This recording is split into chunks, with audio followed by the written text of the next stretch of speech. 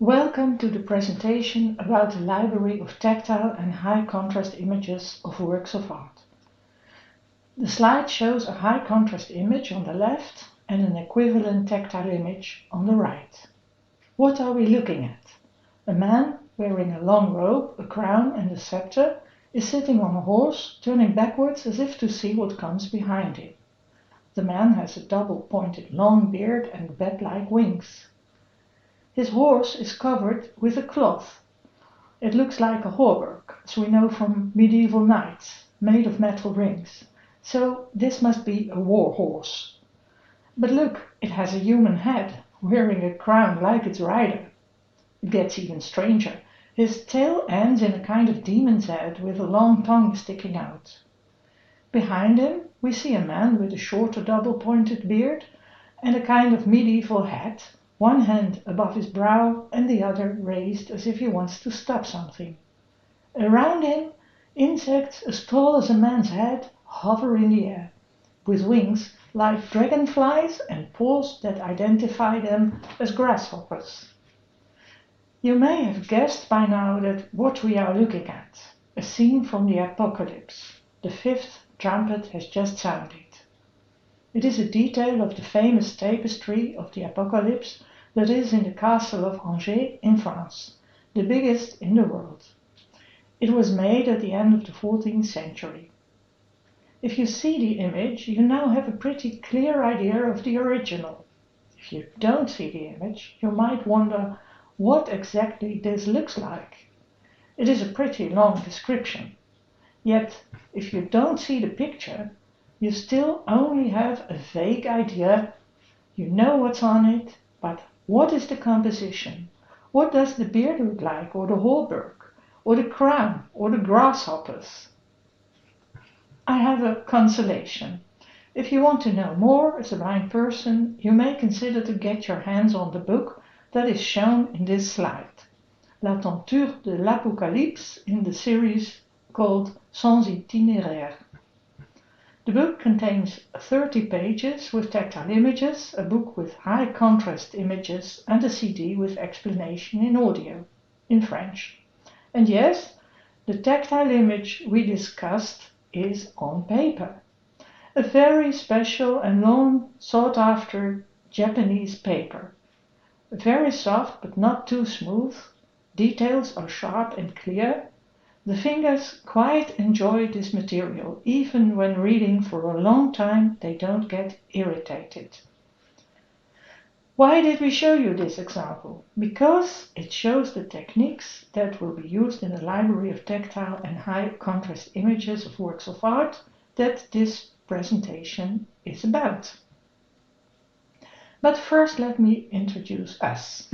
There were two names on the first slide. It said Oël Corvest, presented by Dorine in het Veld. The second is my name. I was to help Oël realizing this presentation. Well, a long story short, due to the COVID-19 pandemic, I will be presenting alone. There is a chance you know me, but don't recognize my picture. That is another effect of the pandemic. My hair has grown quite long, but luckily we are good. Now let me introduce to you the really important person, Oël Corvest. She was the advisor for and the big stimulator behind many audio-tactile books, and she is also the initiator for the library we will present. This slide shows a still of her from the video of Télématin, a French news program. Subject was the Villa Cavois. It had been renovated, and to make it more accessible for visually impaired visitors, an audio-tactile book was published. This book won a prestigious prize in 2020 and got a lot of publicity. Oël is announced a specialist on cultural accessibility and tactile images. This describes her quite good. Actually, Villa Cavois is not a book, but a box containing 30 tactile images of the same wonderful quality as you saw in the first picture, a book with high contrast images, and an audio CD with explanation. Let me introduce Orelle Covest a little more. She worked for over 30 years, from 1986 to 2016, in the Musée des Sciences in La Villette in Paris. She, herself a VIP is a visually impaired person, was responsible for the accessibility of the museum for visually impaired visitors. The slide shows a picture from within the museum. On the outside you see the IMAX theater. In the middle of the slide you see an internet address, ducta.wordpress.com. When Orelle retired, she continued her work under the name of the foundation Ducta, D-U-G-T-A. The website is temporary and not always kept very up to date, but gives you some information and contact details. Orelle loathes the prohibition of touching in museums. Of course, there are objects that are too vulnerable to be touched, but many statues, furniture, tools, etc. would not suffer at all from the careful touch of a blind person's exploring a work of art or other museum object. Actually, with Ducta, she pleads for an allowance to touch, for VIP only, to realize real inclusion. I'll show you an example of her work from the last big exhibition she did in the Musée des Sciences. It was about Leonardo da Vinci as an inventor. This slide shows a model for a kind of predecessor of a tank. It is made of wood and iron. It is left open on one side to show what is inside. It looks like a flying saucer with a funny bulge on the top, and we see two huge wheels on the inside. In the middle, under the bulge, is a platform. In the bulge we see narrow horizontal openings, and in the bottom of the saucer, just under its widest point, are round holes. In front of the model is a display visitors can touch. On the left there are tactile images. They are on top of high contrast images, so one can both see them and read them by touch. There is text and there is Braille. To the right is a screen for visual and audio explanation.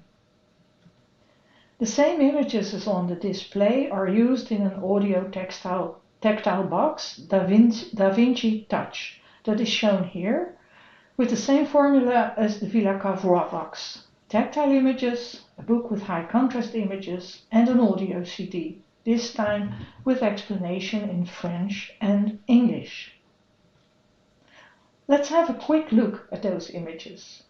In a side view we see the flying saucer from the outside with cannons sticking out all around. We see the lower part of the big wheels that stand on rails. Right underneath the side view we see a top view with 12 cannons sticking out all around with the same division as a clock and the mechanism for the wheels. On the right of the page there are two side views. The first showing that in the middle a ladder gives access to an outlook platform. A man stands on it and can look through the narrow horizontal openings. At the bottom we see two men behind cannons pointed left and right. The second showing how the driving mechanism is operated. There is not enough time to give the whole explanation that should be given to these images, but I hope this example makes clear how powerful this medium is to convey detailed information. A VIP now, thanks to these images with explanation, has a proper and precise mental representation. Let's go back to our Rider of the Apocalypse. I love this example because it clearly shows how you can play with depth. With swell paper you basically only have one height of lines. There may be a little variation in height, but look here, or better, touch here. You'll feel subtle and fluent bulging of surfaces and sharp details. Faces in three-quarter view are easier to read in this type of bas-relief than in an image with only raised lines. Here, even though a bit deformed because of the perspective in the drawing, You actually feel the cheeks, the nose, the chin, and that for many readers is easier to understand than only lines. The folds of the robe in the hauberk are at different levels. You feel with which fold falls over another. The variation in height is subtle but very well perceivable. How is this type of tactile images made? Time to introduce you to another member of the team. Christian Bézigneux, graphic designer of the engravings. In fact, he is an artist. I took some stills from a video about the making process of the tactile images for the Book of the Apocalypse. Christian starts with studying the object, making sketches and drawings. The final design goes into a computer and is transferred to a copper sheet. Then he starts to craft this sheet with gouges and burins and other instruments for working metal. It is a very artisanal work. The stills from the video show how metal grinds up and however finer instruments are used for smaller details. Finally, imperfections and burrs are ground away and polished. Every now and then, a print on clay is made to check the results. This way of working very much respects the way blind people will explore the tactile image. This slide again shows the subtle but very distinctive differences in height that are clearly visible thanks to the skimming light. This slide shows our rider on the finished copper plate on its way to the printing press. First, a positive mold must be made from a mix of marble powder, glue, and water. It must be very well mixed to have exactly the right structure and smoothness. Between the positive and negative mold there must be space for the paper. When the positive mold is dry, it will have exactly the right dimensions. And finally, all is ready to print. By the way, even in this phase the team can decide that corrections must be made. So indeed, it is a meticulous and laborious process. But once you have the perfect molds, you can make thousands of high-quality reproductions. And the more copies you can make, the lower the cost per piece. One last word about the series of the Sans Itinéraire. They are about French heritage and have more or less the same structure. They start with the geographical location of the site. Here you see the first page of the book about Carcassonne. Then they continue with plans of the site itself and the architecture. In this example from the book of the Panthéon, we see two side views as we saw in Da Vinci Touch. Next, they zoom in on interesting details. In this example from the book about Cluny Abbey, we see this method of orthogonal projection again. On the left of the image, you see a capital from the front. Above it, you see the top view, and below it another top view, but this time of the base, that is round just like the column underneath it. So the tactile reader will fully understand the shape of this capital. Square with concave sides at the top and smaller and round at the bottom. The concave sides thus are bent a bit downwards. The side that is shown has a mandorla, an almond-shaped field. In the mandorla is a dot. The explanation tells that there is a representation that is enlarged to the right of the mandorla. There we see a young woman with a book under her arms. She is the personification of spring. Again, attendants of this presentation who don't see the image will have only a vague notion. I show you one last example to illustrate the diversity of possibilities this relief printing technique called gaufrage offers. The rose window in the book about the Sainte-Chapelle. it consists of tightly drawn curved lines of different heights that allow the fingers to discover its pattern. This slide shows the fingers of a blind teacher leading the fingers of a blind participant during a workshop. DUCTA, on a regular basis, organizes workshops all over France. Not all visually impaired readers have learned to read tactile images, certainly not of this kind.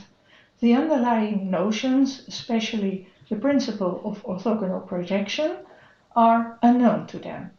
But participants learn quickly, and the workshops are fun, and people think, and they open new worlds to the participants. Just a few words about the explanation that comes with these books. We didn't discuss that yet.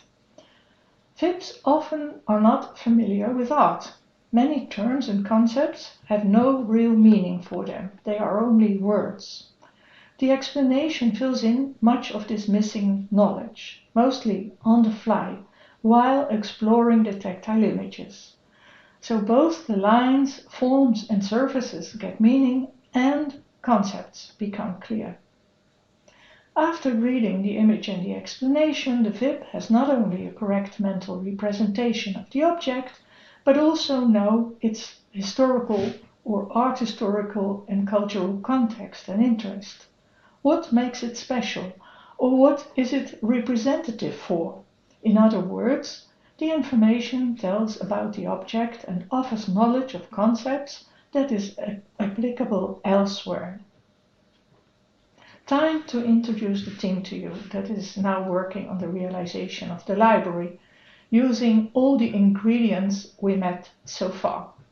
Aurélie Corvest and Christian Bézigneux were introduced before.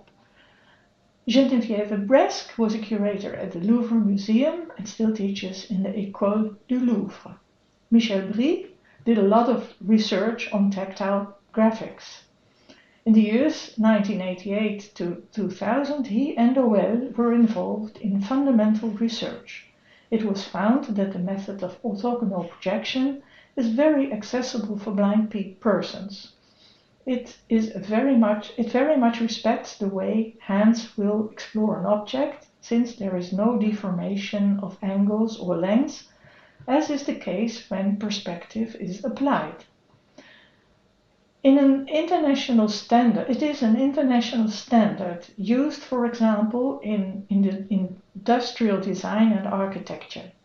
And now it is applied to tactile images in France, Italy, the Netherlands, Sweden, and ever more countries. Nadine Duthier, a specialized occupational therapist, helps Aurélie giving the workshops I mentioned before. Florence Bernard is the youngest member of the team. She is a partially sighted artist, has been teaching at the Inja School for the Blind students in Paris, and now works at INS-HEA, the institute where Michel Brie used to work, and that, in short, trains special needs teachers, does research, and develops learning methods and materials. How will the library take shape? There will be no braille in the tactile images. A QR code will lead to the explanations on a website.